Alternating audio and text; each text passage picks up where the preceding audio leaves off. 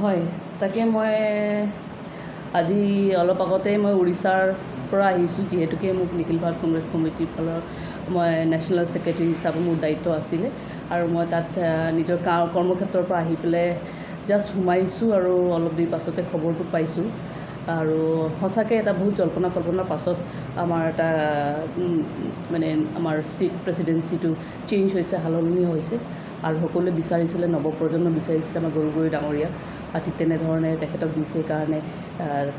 তেখেতক শুভেচ্ছা জ্ঞাপন কৰিছোঁ। আৰু লগতে মোকো যিহেতুকে ৱৰ্কিং প্ৰেচিডেণ্টৰ মোৰ লগতে আন কেইজনক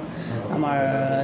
জাকিৰ হুছেইন চিকদাৰ আৰু প্ৰদীপ চৰকাৰকো দিছে, সেইকাৰণে সৰ্বপ্ৰথমে আমাৰ নিখিল ভাৰত কংগ্ৰেছ কমিটি আমাৰ সন্মানীয় সভাপতি মাল্লিকাৰ্জুন খাৰ্গে ডাঙৰীয়াক ধন্যবাদ জ্ঞাপন কৰিব বিচাৰোঁ। আমাৰ নেতা ৰাহুল গান্ধী ডাঙৰীয়াই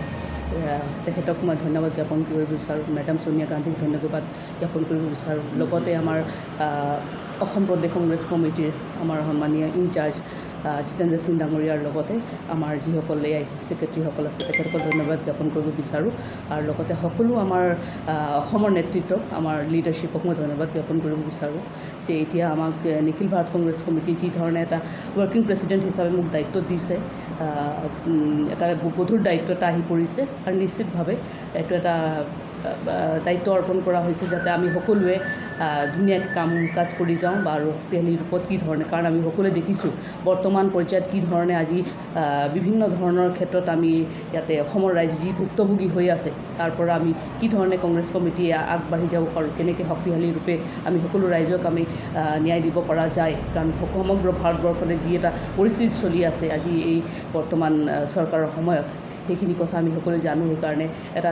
টীম আহিছে বা আগন্তুক সময়ত আমি সকলোৱে মিলিজুলি কাম কৰিম। আৰু এই সময়ত মই দায়িত্ব লোৱাৰ আগতে, যিহেতুকে আপোনালোকে প্ৰথমতে আহিছে, এই দায়িত্ব লোৱাৰ আগতে মই সকলো আমাৰ নৱপ্ৰজন্ম, আজি আমাৰ মহিলাসকলক, যুৱতীসকলক মই আহ্বান জনাব বিচাৰোঁ, আহক আপোনালোক আমি সকলোৱে মিলিজুলি অসমখনৰ কাৰণে এটা ধুনীয়া চিন্তা চৰ্চা কৰি পেলাই একেলগে কাম কৰোঁ, যাতে আমাৰ শান্তি সম্প্ৰীতি আৰু উন্নয়নত যাতে আমি আগবাঢ়ি যাব পাৰোঁ। আৰু লগতে আমাৰ জ্যেষ্ঠসকলৰ, সমগ্ৰ আমাৰ অসমবাসীৰ জ্যেষ্ঠসকলৰ পৰা মই আশীৰ্বাদ বিচাৰোঁ যে এই নতুন গধুৰ দায়িত্বটো পোৱাৰ কাৰণে মই যাতে আপোনালোকৰ আশীৰ্বাদত আমাৰ অসমৰ কাৰণে যিখিনি কৰণীয় আৰু সকলো বৰ্গৰ লোককে মই আশীৰ্বাদ বিচাৰিছোঁ। গৌৰৱ গগৈ নেতৃত্বত ভৱিষ্যত কেনেধৰণে আগবাঢ়িব পাৰিব বুলি আপুনি চাওক, এতিয়া যিহেতুকে এই মুহূৰ্তত আমাৰ যিহেতুকে আমাৰ গৌৰৱ গগৈ ডাঙৰীয়াক আপোনালোকে যি ধৰণে কৈছে বা আমি সকলোৱে কৈ আছে নতুন প্ৰজন্মক বিচাৰে বা ডেকা চাম ওলাই আহিলে ভাল পাব বুলিকে, ঠিক তেনেধৰণে আজি তেখেতৰ আপোনালোকে দেখিছে আজি পাৰ্লিয়ামেণ্টতে হওক বা আজি তেওঁ 3বাৰকৈ তেওঁ আজি সাংসদ হৈ পেলাই আজি ডেপুটি লিডাৰ অফ অপজিশ্যনো হৈ আছে পাৰ্লিয়ামেণ্টত। আৰু যি ধৰণে তেওঁ আজি সমগ্ৰ অসমতে তেওঁ এটা মানে চিনা পৰিচয় আছে বা যি ধৰণে তেওঁ গঠনমূলকভাৱে অসমৰ চিন্তা চৰ্চাবিলাক বা অসমৰ সমস্যাবিলাক তেওঁ আজি পাৰ্লিয়ামেণ্টত উত্থাপন কৰিছে, নিশ্চিতভাৱে আজি তেখেতক সকলো ৰাইজে বিচাৰিছে আৰু সকলো ৰাইজে যি ধৰণে তেওঁক টাচো কৰিছে, ঠিক তেন্তে সেইটোৰ যোগেদি নিশ্চিত এটা ভাল এটা আমি নতুন প্ৰজন্মৰ লগত আগবাঢ়ি যাব পাৰিম আৰু সকলোৱে এটা ধুনীয়া পৰিৱেশ